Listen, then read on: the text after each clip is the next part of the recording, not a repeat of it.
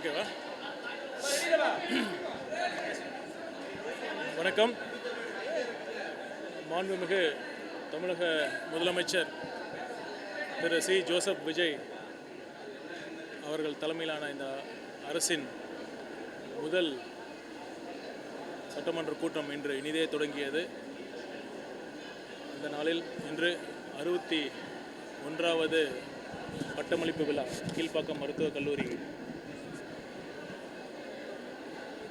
இன்று இனிதே நடைபெற்றது. இதில் பங்கு பெற்று மாணவர்கள் மாணவிகளுக்கு அந்த பட்டத்தை வழங்கி மகிழ்ந்தோம். இப்போ பார்த்திங்கன்னா, இந்த மகத்தான இந்த தீர்ப்பின் மூலமாக கிடைத்த இந்த ஜனநாயக புரட்சியின் எந்த அளவிற்கு ஒரு பெரிய தாக்கத்தை ஏற்படுத்தியிருக்குது இந்த ஒரு மாத காலத்திலேயே நாம் பார்த்துட்டு தான் இருக்கோம். அனைத்து துறைகளிலும் இதுவரை இல்லாத அளவுக்கு இதுவரை மக்கள் யாருமே எதிர்பார்க்காத அளவிற்கு மாற்றங்கள், சிறந்த மாற்றங்கள் ஒவ்வொரு துறையிலும் நடந்துக்கிட்டு இருக்கு.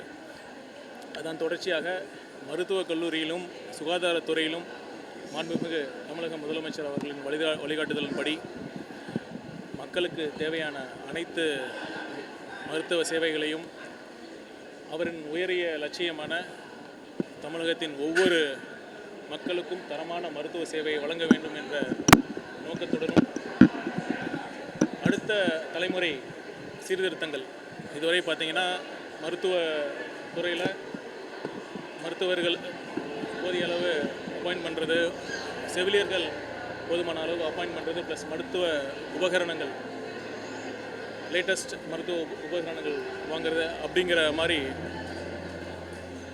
போயிட்டு இருந்த இந்த துறையில் அடுத்த தலைமுறைக்கான சீர்திருத்தங்கள் மாதிரி ஒரு மருத்துவ பயனாளிகளுக்கான ஒரு அவங்களுடைய எக்ஸ்பீரியன்ஸ், பேஷண்ட் எக்ஸ்பீரியன்ஸ், ஒரு மருத்துவ பயனாளிகளின் அனுபவங்களை மேம்படுத்தணும். ஒரு தூய்மையான மருத்துவமனை, சுத்தமான சுகாதாரமான இந்த மருத்துவமனை வளாகம், மருத்துவர்கள் மற்றும் செவிலியர்கள் மற்றும் மருத்துவ பணியாளர்கள் கனிவான முறையில் மருத்துவ பயனாளிகளை அணுகிறது போன்ற இந்த அடுத்த கட்ட சீர்திருத்தங்கள், அடுத்த கட்ட மருத்துவத்துறையின் மேம்பாட்டுக்காக நாங்கள் தினந்தோறும் உழைத்து கொண்டு தான் இருக்கிறோம். இந்த அமைச்சர்களை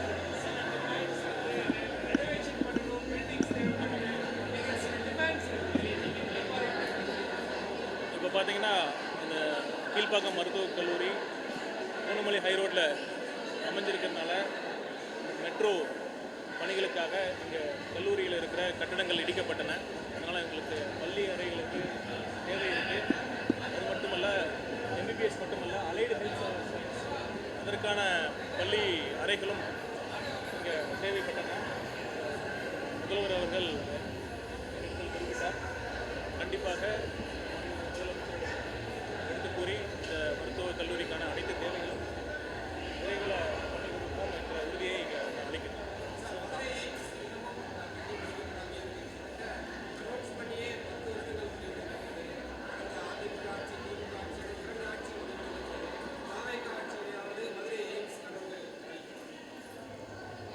எங்கள் அரசின் நோக்கமே ஒவ்வொரு மருத்துவமனையும் எய்ம்ஸ் உயர்த்தணுங்கிறது தான்.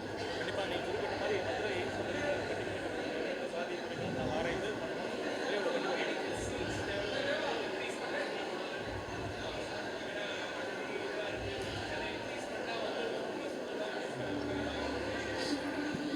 நீங்கள் சொன்னீங்க மருத்துவ சீட்ஸ் இன்க்ரீஸ் பண்ண முடியுமான்னு கேட்குறீங்க.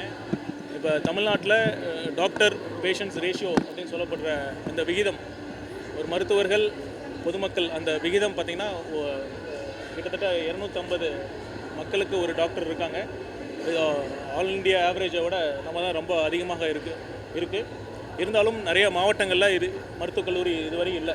அந்த கோரிக்கையை அந்தந்த மாவட்டத்தில் இருக்கிற நம்ம சட்டமன்ற உறுப்பினர்களும் அமைச்சர்களும் ஒரு கோரிக்கை வைத்து கொண்டு தான் இருக்கிறார்கள். இதை பற்றி முதலமைச்சரிடம் கலந்து பேசி உரிய நேரத்தில் இதற்கான நல்ல முடிவை நாங்கள் எடுப்போம். வெயிட் பண்ணுங்கள், லைனில் நிற்கிற வெயிட் பண்ணுங்கள். பழைய இருக்கிறவங்களுக்கு புதுசாக போகிறவங்களுக்கு நிறைய இப்போ அது கிளாஷ் ஆகிட்டே இருக்குது. நாங்கள் நிற்கிற வெயிட் பண்ண புதுசாக வரணும், வெயிட் பண்ணுங்கள், பழசு பார்த்து வரோம் அப்படின்னா சில இதெல்லாம் நீங்கள் ஓபி சீட் வாங்குற இடத்துல நிறைய நேரம் வெயிட் பண்ணுறாங்க, அது குளறுபடி இருக்குன்னு சொல்கிறீங்க. இதற்காகத்தான் மாண்புமிகு முதலமைச்சர் அவர்களின் வழிகாட்டுதல்படி ஒரு ஆப் மூலமாக, ஆப் இல்லை வாட்ஸ்அப் மூலமாகவே ஒரு பைலட் பேசிஸில் முதல்ல அறிமுகப்படுத்தலான்னு முடிவு செய்யப்பட்டிருக்கு. ஏன்னா வெயிட்டிங் டைம் பார்த்திங்கன்னா ஒரு திங்கள் செவ்வாய் போன்ற நாட்களில் புறநோயாளிகள் கிட்ட எம்எம்சி ஸ்டான்லி கீழ்பாக்கெலாம் ஆயிரக்கணக்கில் வராங்க. அங்கே கவுண்டர்ஸ் போதிய அளவு நம்ம வைக்க முடியாதனால நெடிய நேரம் அதுவும் வெயிலில் மழையில் காத்துக்கிட்டு இருக்க மாதிரி இருக்குது. இதற்காக நம்ம வீட்டில் இருந்தபடியே நம்ம அப்பாயின்மெண்ட் ஃபிக்ஸ் பண்ணிவிட்டு, எப்படி நம்ம ஒரு தனியார் மருத்துவமனைக்கு அப்பாயின்மெண்ட் ஃபிக்ஸ் பண்ணிவிட்டு தான் நம்ம போவோமோ அதே மாதிரி இன்னும் எந்த நாளில் எந்த நேரத்திற்கு குறிப்பிட்டு எக்ஸாக்டாக சொல்ல முடியலனாலும் ஒரு அரை மணி நேரம் கேப்பில் அந்த ஸ்லாட்டில் புக் பண்ணிவிட்டு வந்தால் பேஷண்ட்ஸ்க்கும் கண்டிப்பாக பயனுள்ளதாக இருக்கும். அது நிறைய பேர் கேள்வி கேட்டாங்க. நம்ம முதல்ல அறிவிச்சதுனால நிறைய பேர் ஸ்மார்ட் ஃபோன் இல்லைன்னா என்ன பண்ணுவான்னு கேட்டாங்க. ஏழை எளிய மக்கள் அந்த அவர்களுக்காகவே தன் ஆலோசகர்களும் நாங்கள் இணைச்சு அவங்க மூலமாகவும் அவங்களோட பங்களிப்போட ஒரு பைலட் பேசிஸில் ஸ்டடி பண்ண போகிறோம். இது எப்படி வருதுன்னு பார்த்துட்டு இதோட நிறை குறைகள் ஆராய்ந்து திருப்பி அடுத்த கட்டமாக நாங்கள் எடுத்துப்போம்.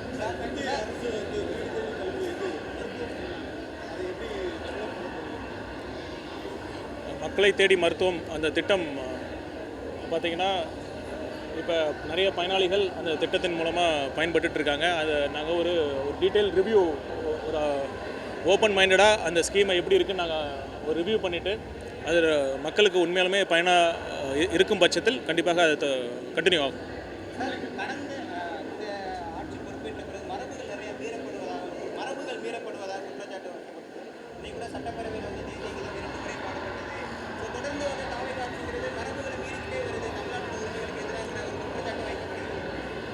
இல்லை பார்த்தீங்கன்னா எந்த அளவுக்கு ஒரு முக்கியத்துவம் வாய்ந்த ஒரு நிகழ்வு ஆளுநர் உரை என்பது அது அரசியலமைப்பு சட்டத்தில் இருக்கிற ஒரு நிகழ்வு.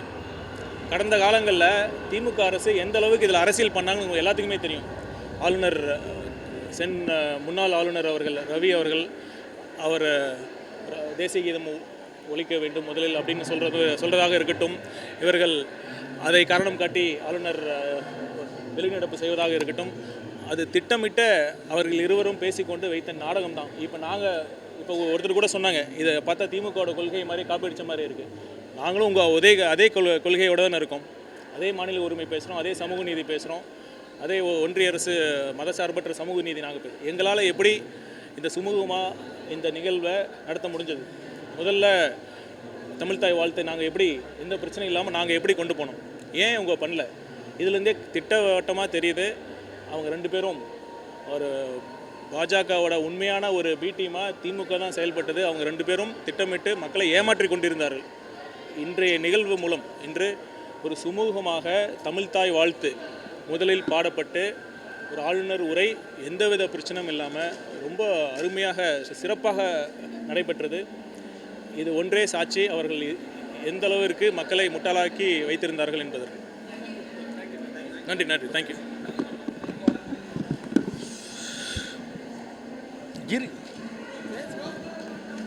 அப்படியே